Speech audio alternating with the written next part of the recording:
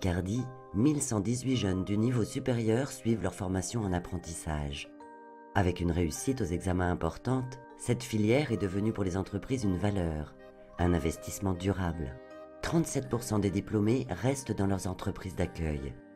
27% sont embauchés dans d'autres entreprises.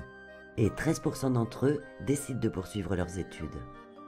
Entre crainte et impatience, les jeunes apprentis font leur premier pas dans l'entreprise. Mais qu'est-ce qu'une entreprise quand on est à l'école ? Donc l'entreprise, c'est vrai, quand on est à l'école, c'est un monde assez abstrait. Je pense qu'en tant qu'étudiant, on a une vision assez tronquée de l'entreprise au départ. On ne se rend pas compte des exigences du monde du travail. Quelque part, c'est le fait de ne pas connaître et de ne pas vraiment savoir ce qu'était le métier de conducteur de travaux, en fait. Savoir ce qu'on nous demandait, ce qu'on était censé savoir faire. Donc, j'avais pas du tout cette vision-là. Ça me faisait pas peur, j'avais hâte de découvrir. Pour moi, une entreprise, c'était travailler en équipe déjà, ensuite se confronter à des difficultés au quotidien et apprendre de nouvelles choses tous les jours, puisque je pense qu'on n'est jamais prêt à 100%.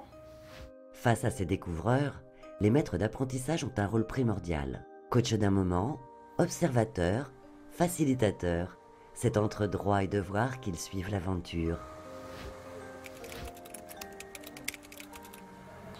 Le maître d'apprentissage doit cadrer l'alternant. En fait, on doit lui expliquer ce qu'il doit faire, quelles sont les méthodes de l'entreprise, quelles sont les méthodes à adopter aussi pour son propre travail.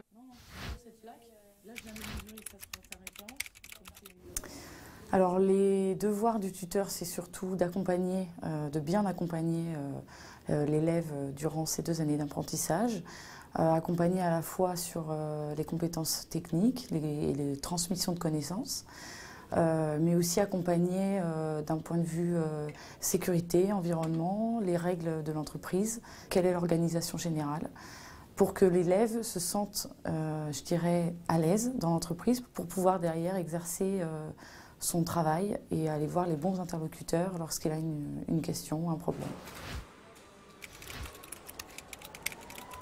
Pour moi, la première mission, c'est justement de faire découvrir en profondeur ce que c'est une entreprise et comment ça fonctionne et quelles sont les interactions entre services. Après, bien sûr,